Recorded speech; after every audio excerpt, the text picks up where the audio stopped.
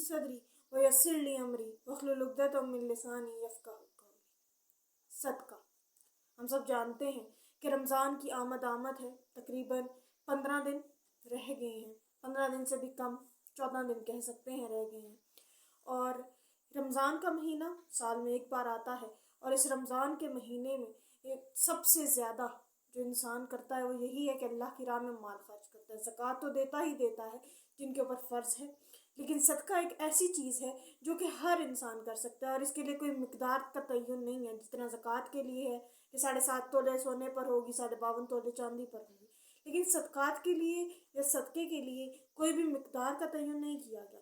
نبی صلی اللہ علیہ وآلہ وسلم کا فرمان ہے کہ اگر میرے پاس احد پہاڑ جتنا سونا ہو تو میں یہ چاہوں گا کہ میں اس کو 3 رات گزرنے سے پہلے خرچ کر دوں، اور صرف اتنا بچاؤں کہ مجھے اگر قرض ادا کرنا ہو تو میں قرض ادا کروں۔ یعنی اللہ کی راہ میں صدقہ اور خیرات کرنے کا نبی صلی اللہ علیہ وآلہ وسلم نے خود بتایا۔ احد کا پہاڑ ہم سب جانتے ہیں کہ کتنا بلند ہے، اور اس کی جو آپ بلندی کا اندازہ اس بات سے کر سکتے ہیں کہ نبی صلی اللہ علیہ وسلم نے فرمایا کہ اگر میرے پاس مال ہوتا تو مال اتنا زیادہ ہے کہ وہ جب بھی نبی صلی اللہ علیہ وسلم کے پاس ہوتا، جتنا بھی ہوتا، نبی صلی اللہ علیہ وسلم اس کو اللہ کی راہ میں خرچ کرنے کو زیادہ ترجیح دیتے۔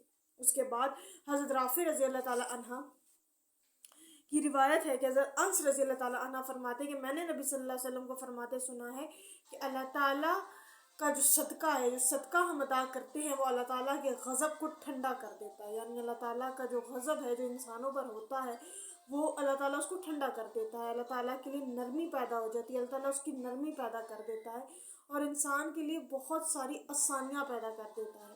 صدقہ اللہ تعالیٰ کی راہ میں خرچ کرنا یعنی مال، اس کا کوئی ڈیفینیٹ نہیں ہے کہ ہم نے لاکھوں میں یا ہزاروں میں ہی صدقہ کرنا ہے، نہیں، وہ ایک خاص مقدار ہے، خاص تعین ہے، نہیں، بلکہ اس کے لیے آپ جتنا چاہیں اللہ کی راہ میں خرچ کر سکتے ہیں، چاہے وہ 10 روپے ہیں، 2 روپے ہیں، 5 روپے ہیں، ڈزنٹ میٹر کہ وہ کتنے زیادہ ہیں۔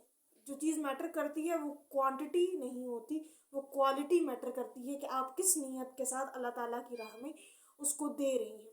اور نبی صلی اللہ علیہ وسلم کا فرمان ہے کہ ایک صحابی نبی سے پوچھے، یا رسول اللہ، صدقہ ادا کرنے سے کیا اجر ملے گا؟ تو نبی صلی اللہ علیہ وسلم نے فرمایا کہ تم ایک دفعہ صدقہ ادا کرو گے، اللہ اس کا اجر 2 گنا بڑھا کر تمہیں دے گا۔ اور اللہ تعالیٰ نے بھی انسان کو یہی بتایا کہ تم اللہ کے ساتھ تجارت کرو، اللہ تمہیں بہترین اس کا اجر دے گا۔ اللہ کے ساتھ تجارت کیا ہے؟ اللہ کے بندوں کے ساتھ نرمی کرنا، صدقہ اور خیرات کرنا۔ صدقہ اور خیرات کرنے سے انسان کے اوپر کی تمام بلائیں ٹلتی ہیں، اور ہم انسان ہیں اور ڈرتے ہیں۔